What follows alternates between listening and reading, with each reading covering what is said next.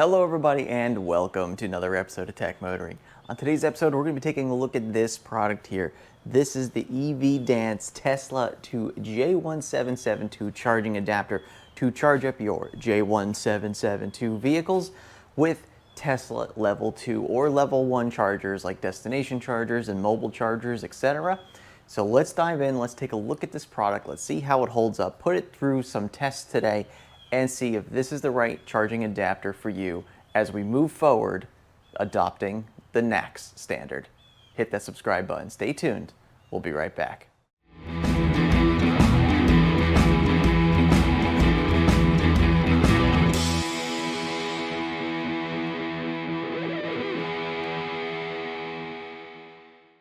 All right, everybody, welcome back. So Paul here with a product review here, and this is from EVDANCE with their Tesla or NACS to J1772 charging adapter. Now this is for level 1 and level 2 charging only, not for supercharging. So please don't get those confused. Now that those adapters are starting to roll out onto the market, those are completely separate from what these adapters are for. Now this is specifically for you to charge up your J1772 compatible vehicle at a Tesla mobile charger, or if you have a Tesla level 2 like destination charger, like if you end up at a hotel for the night and they only have those level 2 Tesla ones, you could utilize this adapter for charging your vehicle overnight at those hotels. And it really is a nice comfort to have, to know that when you go to a hotel and they only have those level 2 Tesla chargers, that you can still charge your vehicle by including this little adapter in between.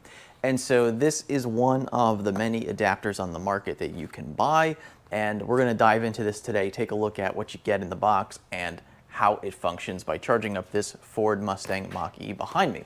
And so we have the EVDANCE Tesla to J1772, or you could call it NACS to J1772, or more specifically, or more technically I should say, is the J3400 to J1772. Now that NACS is officially a standard at J3400. And so what we have today is this adapter that allows us to adapt from that Tesla J3400 standard to the J1772, both of which have been out for a very long time, but we're finally starting to merge them together into one standard, hopefully moving forward with everybody adopting the NACS standard on their vehicles. But for those of you who are like myself, who have a J1772 CCS vehicle, when I road trip this vehicle, it's nice to have one of these adapters in your car. And I've used my adapter many times in the past at many hotels or anywhere else I go. If you stop at a friend's house and they only have a Tesla charger in their garage, this adapter will allow you to adapt, which makes charging all that easier. So let's take a look at the box real quick. So this is just a nice little description of what you get here with this adapter. On the side here, it has a rated voltage of 250 volts. Obviously here in the States, we have basically our 120 volt level 1, which this will work for, or we have our level 2, which is about 240 volts for charging our vehicles. So with this adapter, you're completely covered for both of those spectrums. You also have an 80 amp max. Now I like to see these adapters at 80 amp max, because most cars nowadays come with a 48 amp onboard charger, like this Mustang Mach-E here, which is very adequate for most charging needs. For when you want to charge your vehicle from, let's just say, 0 to 100 overnight. Something like this might take 8 to 10 hours, depending on your battery pack size. And so that is pretty sufficient for, if you get home pretty low, you plug it in, by the time you wake up the next morning, you have pretty much a full charge if you need it. Same, of course, the rule applies with hotels, where you plug it in low, you want to wake up the next morning to get back on the road, and you're going to be leaving with pretty much a full charge, depending on, obviously, the charger unit that they have at that hotel. A lot of people may not understand how fast their car can charge on level 2. So let's say that you have a vehicle that can accept 80 amps. You come up to a charger that is 80 amps capable, which is rare, but it does happen out in the wild sometimes. You come across an 80 amp charger, and then you get an adapter similar to this, but just not really as good, and it's only rated for like 48 amps or even 60 amps, and then you plug it in. Well, you're trying to pass 80 amps through an adapter that's not rated for 80 amps. And that could be very dangerous, and it can also cause some issues with your adapter. You can potentially hurt the charger or your car by doing this. And you don't want to have that risk in the field. So I always recommend going with an 80 amp adapter as much as you possibly can. They're really not that much more expensive if you go with the 80 amp adapter. So always go with an 80 amp. Even if your car can't accept 80 amps, the next car you buy might take 80 amps, and then you might use this adapter accordingly. So always go with an 80 amp adapter, and this EVDANCE one is rated for 80 amps, which is good. Operating temperature, negative 22 Fahrenheit to 122 degrees Fahrenheit, so pretty typical temperature ranges for adapters or charging equipment, usually in that same ballpark there. And it has an IP rating of IP65. So this is the outdoor rating for this adapter. So whether or not you should feel comfortable using this in an outdoor environment because of an IP65 rating, I would say yes. That means that there's a very, very slim chance that you're going to get dust or water intrusion into this adapter when it's charging your vehicle and it decides to downpour or something like that. So in the box we get a small user manual to show you how to use the product. Basically just goes over the statistics of it and the different ends of the plugs. So this way, if you're not so sure what they call this end versus that end, really nice that they put that in the description. That's also on the back of the box here, which is really nice as well.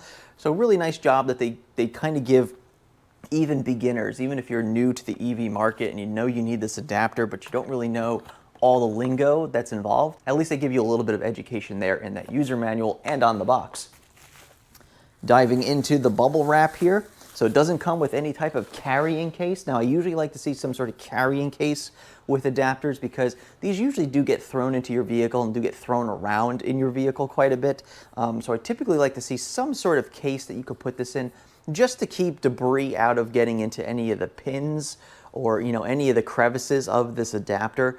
Usually just nice to know that there's not going to be that that one day that something gets stuck in here and you go and you jam it into your car and then you might have an issue there. So I usually like to see a case. Yes, you could keep it in the bubble wrap that it comes in. That's also pretty sufficient. You could just keep it in the box. The box is pretty compact, so you could do that. But usually I like to see some sort of case, but not really a big deal there.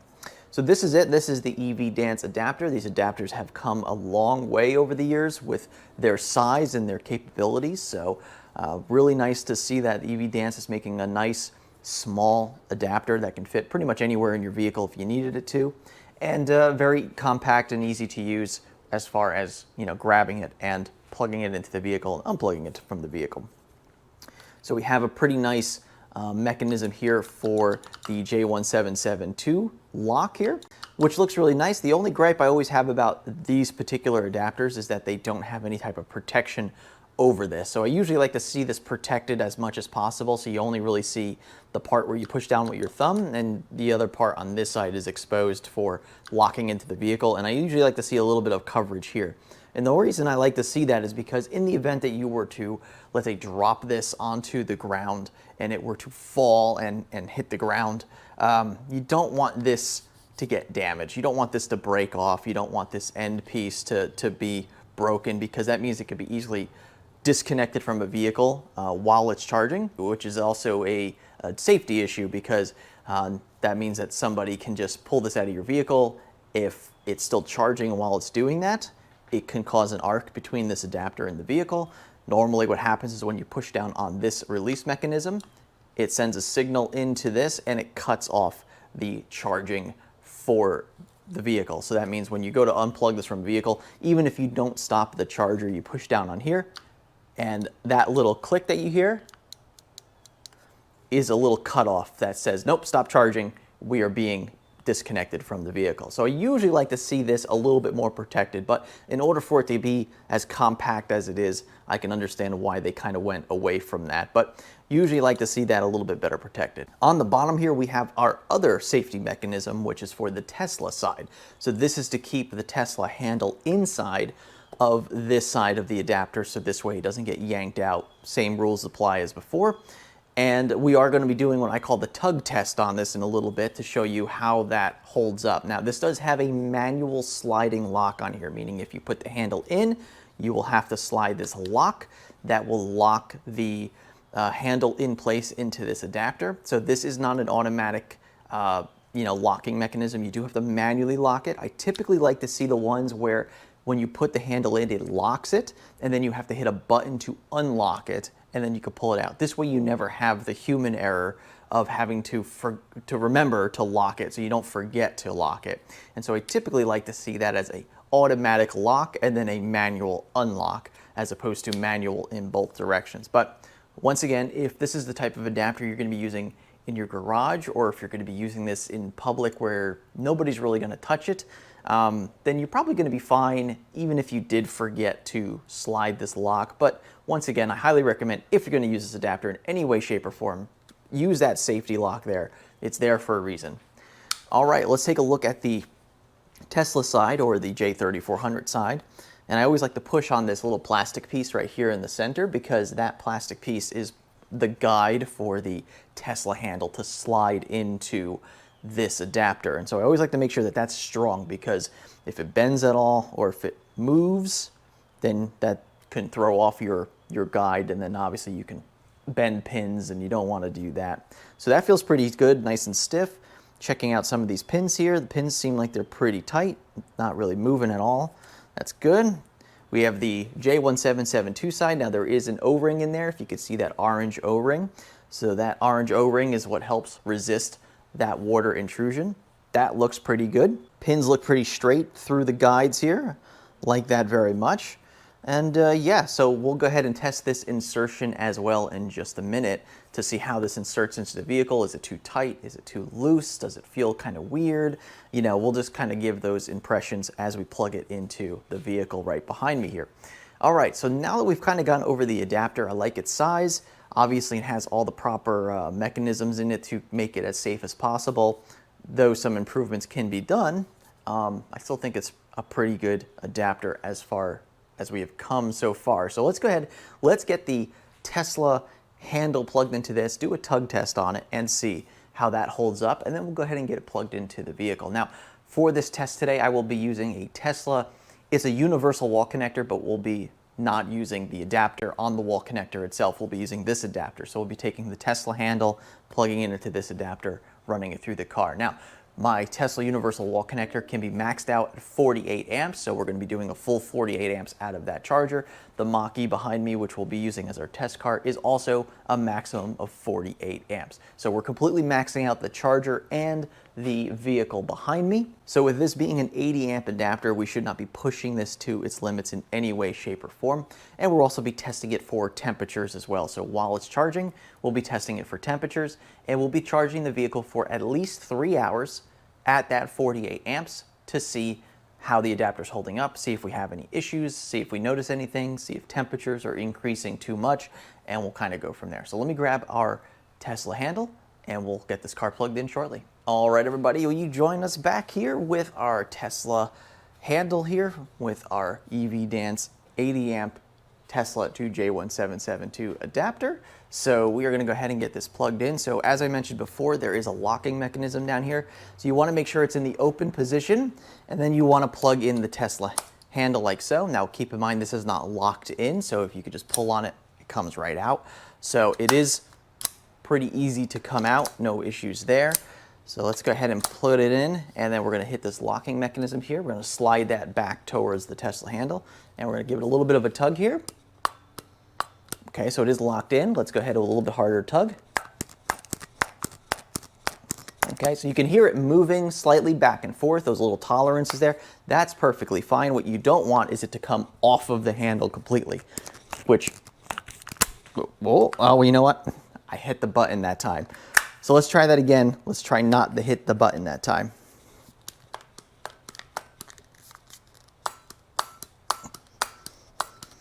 Nope, feels pretty good.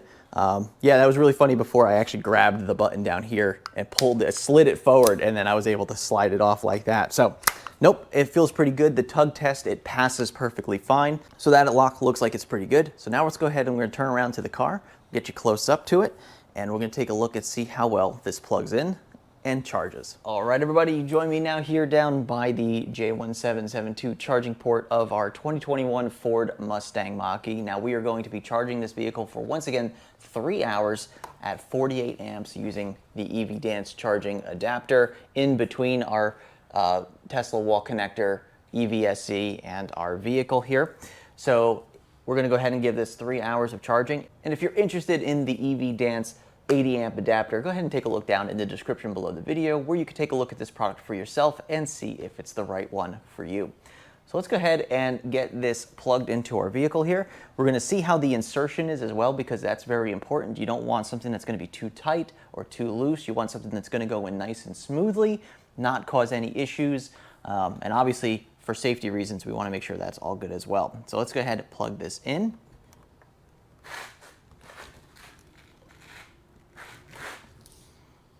Okay, it's a little tight actually.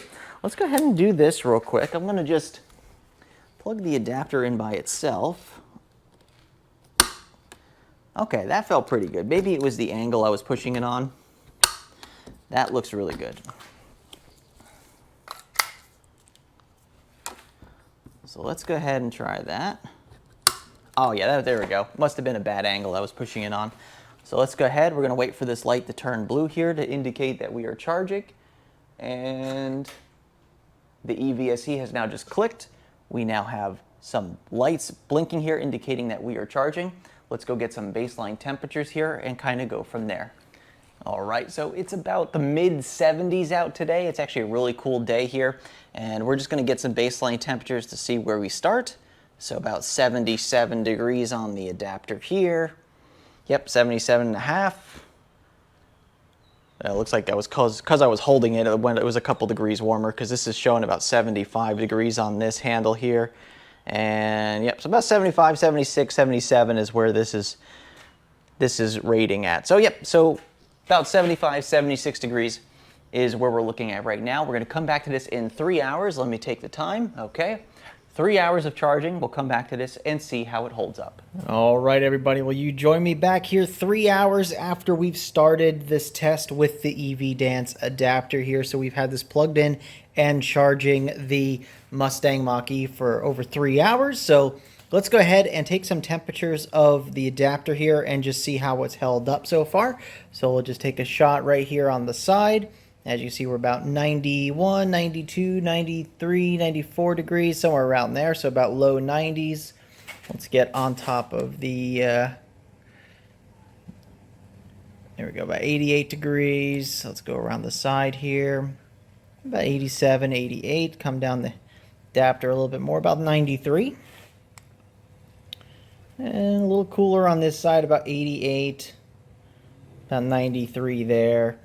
So, and we'll just take a shot of the handle real quick just to kind of give you, so you can see that the Tesla handle itself is, you know, over 100 degrees. Come down the handle a little bit more, 95, 96. So you can see that right here on the Tesla handle, this is a lot warmer than the actual adapter itself. And, you know, 95, 96 degrees on an adapter is perfectly fine. It's really, you know, well within the range of what it's going to do. Now, if this was out in the sun and it was 100 degrees outside, things might be slightly different. But as far as I could tell right now, being in this environment for 3 hours, it seems to be working perfectly fine. All right, everybody, you join me back 3 hours once again after we've charged the Mach-E with the EVDANCE adapter. So once again, 48 amps of charging, about 11 kilowatts of energy flowing through this adapter right now from our Tesla universal wall connector into the Mach-E's battery. We've already charged the battery up more than 50% of the battery's capacity in that time. This is the small battery Mach-E. So over 30 kilowatt hours of energy has flowed through this adapter here. And so far, it's been feeling pretty good. Once again, touch testing, it's barely warm. So that's really, really good to see. So at this point, what we're going to do is we're going to be testing the cutoff functionality with this button right here. So when we push down on this trigger, that should disconnect charging. So this way it's safe for when you unplug it from your vehicle. So let's go ahead and give it that test right now. We're going to push down on this. And immediately we had a disconnect of power from the EVSE into our car here. So we're going to go ahead and pull this out. And just very smooth coming out, felt really good. And of course we'll do this as well. Once again, turning off that safety mechanism and then pulling out the plug. Very nice. All right. All right. Well, that is the EVDANCE Tesla or J3400 to the J1772 adapter. So we've utilized this on our Ford Mustang Mach-E for over 3 hours of charging. Very successful, had no issues with the temperature on the adapter itself. It felt very safe, very comfortable to use, and had no concerns as far as that. The sliding in and out of the car seemed to be perfectly fine. At first I was a little bit off on the angle, which is what made it difficult the first time I tried plugging it in, but the second time, once I realized that I just had to kind of push it straight in, that made it a lot easier. I guess I was going on a little bit of a weird angle. The J3400 side for the Tesla connector goes in perfectly fine. Once again, you lock it in manually with this lock on the back. That worked perfectly fine. J1772 side felt perfectly fine as well, like I mentioned before. So really, I'm really impressed with the adapter. I think it's gonna work perfectly fine. Unfortunately, I couldn't test it at its full 80 amp capacity. So that is something that I couldn't confirm whether or not it is perfectly safe all the way up to that 80 amps. I was only able to test up to 48 amps with the Mustang Mach-E behind me. But overall, at 48 amps, I think that this is a really cool adapter to have in your arsenal. It's got a good size to it. It's got good specifications. The tolerances on all the pins and insertion points seem to be perfectly fine. Like I said, the only thing I'd like to see better is maybe, having some protection on this piece here so we don't break that off if you were to drop this. Because let's face it, adapters, they get dropped, they get thrown around, like I said, tossed around in a car. So yeah, I would like to see maybe a little bit more protection on that, but overall, as long as you're pretty safe with it and you're not going to be dropping it or throwing it around places, not a big deal. And the only other thing that I usually prefer, but not a big deal as well, is an automatic locking system as opposed to a manual locking system. That would be the only other thing that I would prefer to have in an adapter. But other than that, this is a pretty slick adapter and I really like it, and I think this is going to be good for a lot of people who are looking to charge their J1772 vehicles at Tesla destination or Tesla mobile chargers or wherever they might end up. Once again, not to be used with Tesla superchargers. It will not work, so don't worry about trying that. Anyway, I'd like to thank you all for watching today's video. I'd like to thank EVDANCE for sending this product out to me for review. And once again, if you're interested in this product, you can take a look down in the description below the video. You'll see a link down there that'll take you right to this product, and you can see if this is the right adapter for you. And of course, we have plenty other reviews on the channel as well. Thanks again for watching today's episode, and remember, welcome to the future, and welcome to Tech Motoring. And we'll see you soon.